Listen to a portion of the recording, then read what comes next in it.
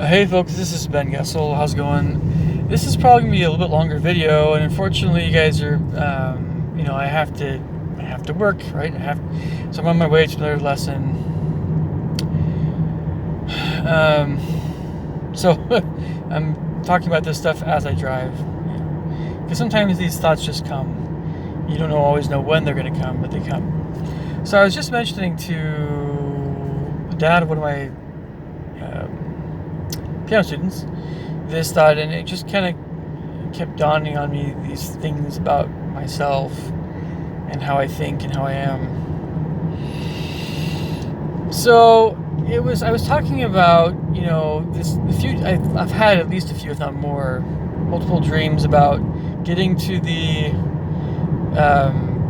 entrance area of a theme park, and that I'm never able to go inside. And it's usually kind of a blue color, light blue color for the wall,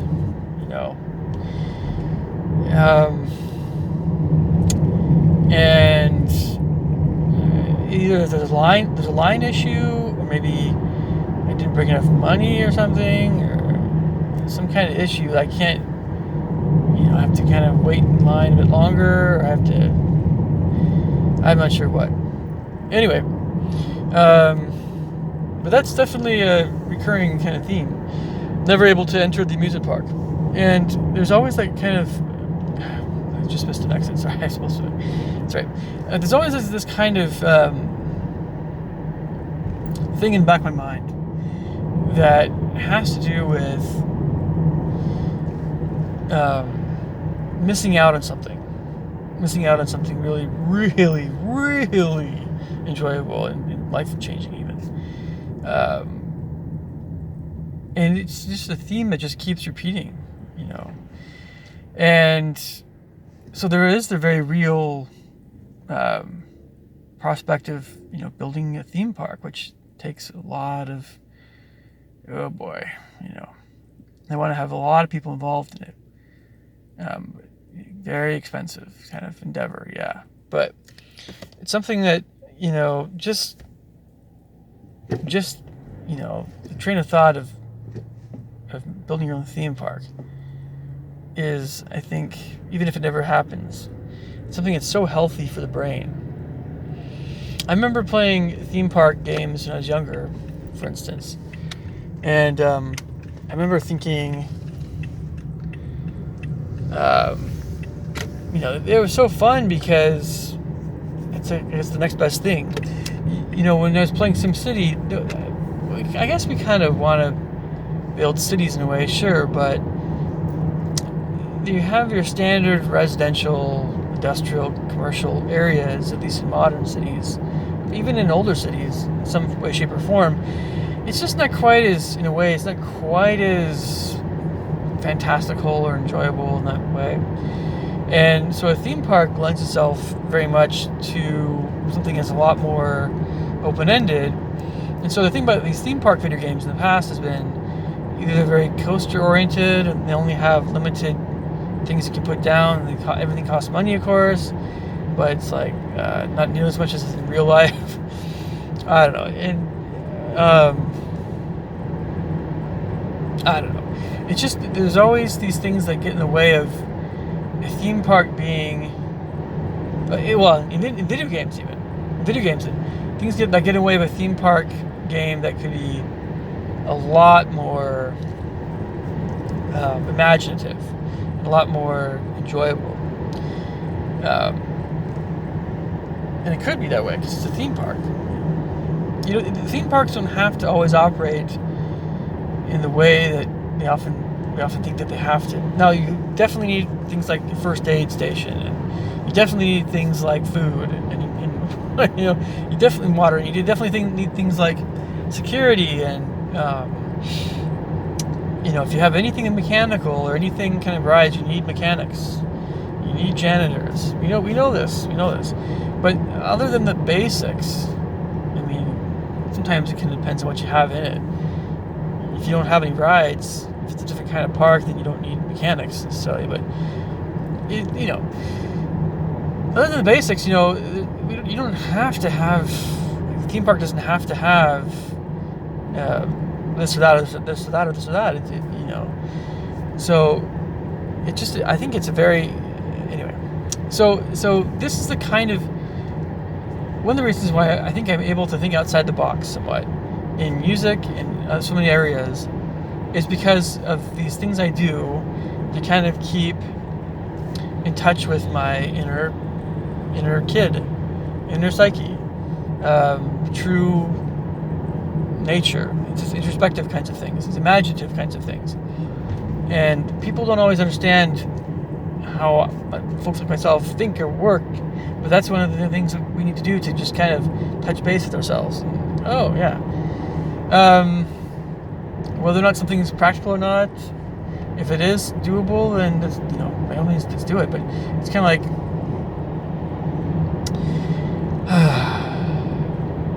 after doing something like that, after just, brainstorming ideas for a theme park and writing out a map or something and all this stuff, it's really not hard to write very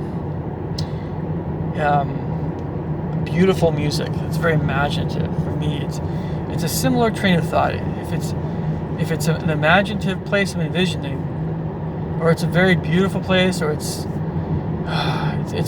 very memorable, color scheme and everything about it.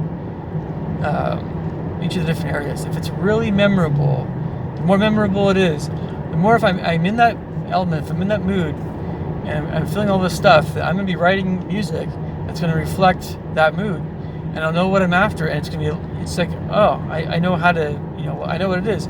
If I just start writing music cold turkey without this visual thing for myself, okay, it might go there, but it's not like for me, it's not as immersive. If I'm immersed in a visual experience, it's in my own imagination, then when I write music that's going to reflect that kind of thing, it's going to be, it's going to be that much more wow, And I'm not sure if people really understand this about myself, professors, anybody. On some level, my parents actually do. I think my parents actually do, but it's more of an emotional or spiritual kind of real, understanding. It's hard to put in words. I think my parents get it. They do. But it's just that, it's kind of the means by which you get there, right? That can kind of vary from person to person, right? And we're all a little different. So, and then, of course, this all being said, if you're looking at theme parks and things, I would think that just in terms of scenery, designs, different places in a theme park, it's just, it's so banal, like most places. They just don't even scrape the tip of the iceberg or whatever. Disneyland is pretty, yes, imaginative, but so many things that have not been done. And we watch certain movies that are very colorful, that maybe start to go this direction a little bit. But, I think there's always a limit. There's always limits. And there shouldn't be a limit when it comes to something like theme parks. And it shouldn't be this trashy, noisy thing that it often turns out to be. I think that, if I had to coin a new word for this kind of park that I'm thinking of, it's like, I would just call it like an imaginative park. I skip the theme, just leave the theme parks, let the theme parks be the rides and the stuff. An imaginative park is where the idea is that you're exploring and you're just seeing as much of the park as you can. But every place that, it could be indoor, outdoor, both, tunnels and stuff, all kinds of variety of things. It's the emphasis is on it's things that are imaginative, things that are scenic or musical and artistic and beautiful, and flowers and all this stuff, trees, and, again, interior design, different, make those gigantic mushrooms, put Disneyland to shame, fuel for the imagination, right? This is the kind of park I'm envisioning if I ever built one. It's not necessarily a theme park. I'll call it an imaginative park or something like that. Something along those lines. Fantasy, if you want to call it fantasy, but it's really imaginative. And so there are places you can go to, I suppose. They have like little adventure things. I've never been to those little things, but I think they still fall short because they have stock fantasy creatures. Eventually we'll kill the dragon. And video games are kind of lacking sometimes. Some of them get really good, I know which ones are the best, which one's the most imaginative. Yes. Oh, yes. So everyone thinks so highly of these companies or these whatever. I sometimes like, guys, you have no idea what hasn't been done yet. And, by the same token in music, everybody thinks so highly of these musicians or whatever, composers. I'm like, yeah, I know which ones are better than other ones. I know which composers are more imaginative than other composers. You don't have to tell me. I can hear it. You can hear it. Especially if you get used to this kind of, all these different kinds of music, but even classical music to new age to easy listening, you can tell which composers are more imaginative and which ones are more skilled, or which ones maybe are more pleasing. It's not always a question of their skill level or how imaginative a composer is, but maybe it's also a question of how pleasing the music is. And sometimes, it can be considered easy to write called music, or things that don't really have much of a melody or just kind of really basic harmonically. But if they're very pleasing, then they have their worth. And I understand all this. This is all connected. But yeah, again, I just when I'm teaching music lessons, sure, the emphasis should often be on technique.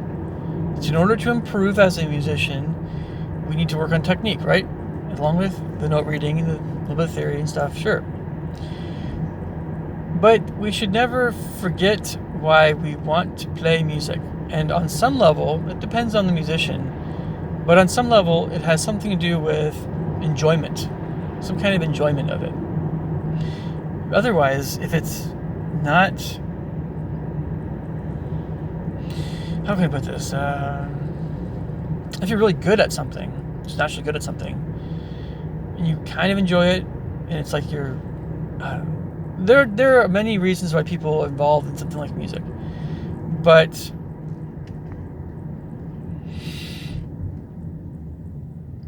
it doesn't matter how good you are, in a way. It really doesn't. Some of the best musicians in the world, if they're not really very happy with what they're supposed to be enjoying, then what's the point? Right? What's the point? And everybody's a little different. Some people get a lot of enjoyment out of something that's more challenging, so technically challenging, or it's intellectually interesting. And see what I mean? There's a lot of different things about music that people enjoy, not just the beauty of the harmonies and things. And so I totally understand that, I respect that. But this is one of those just differences that people have, in terms of personalities and things. But as long as they're enjoying it, why would somebody want to spend so much effort and energy doing something they don't really enjoy? And this all being said, there are times when something becomes less enjoyable for a lot of people. They thought they would enjoy it more, and then it turns out to be not as enjoyable. This is often the case with music, by the way.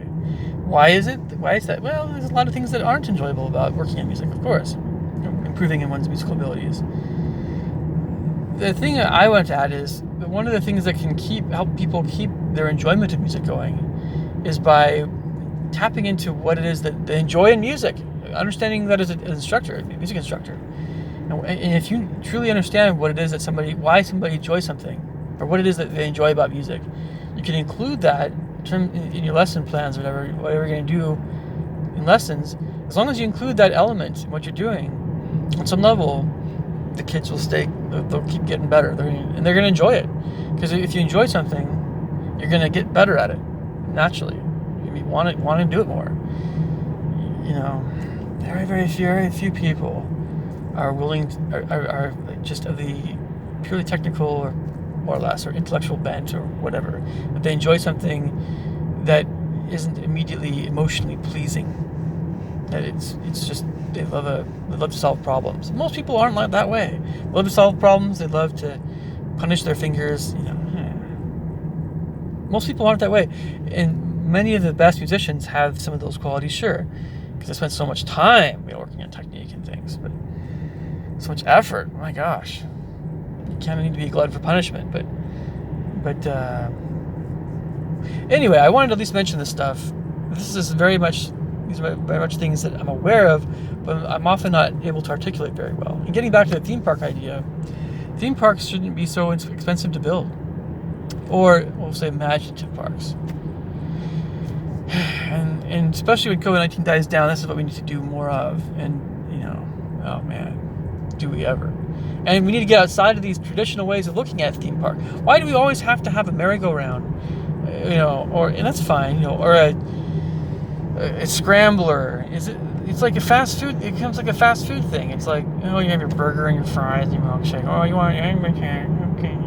No, come on now. That's not the way things should be. Come on. If all you have to choose from when you get to the theme park are, you have your standard rides, you have your roller coaster that does this thing and the loop-de-loop, and it's fun, but no, why not something different?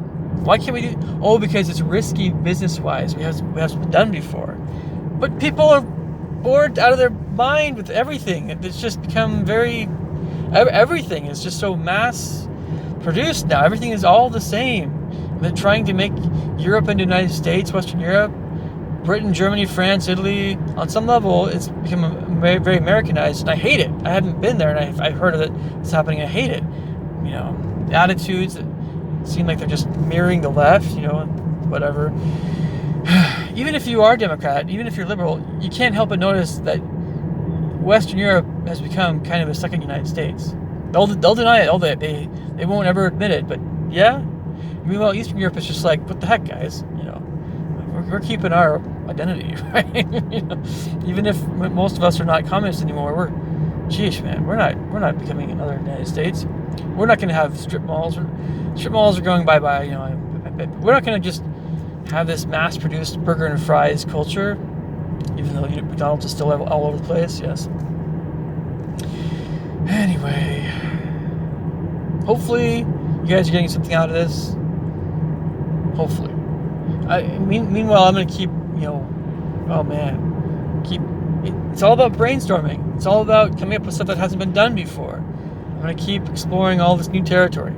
That's what I'm going to do. Because that's who I am. All right. Catch you later. Take care.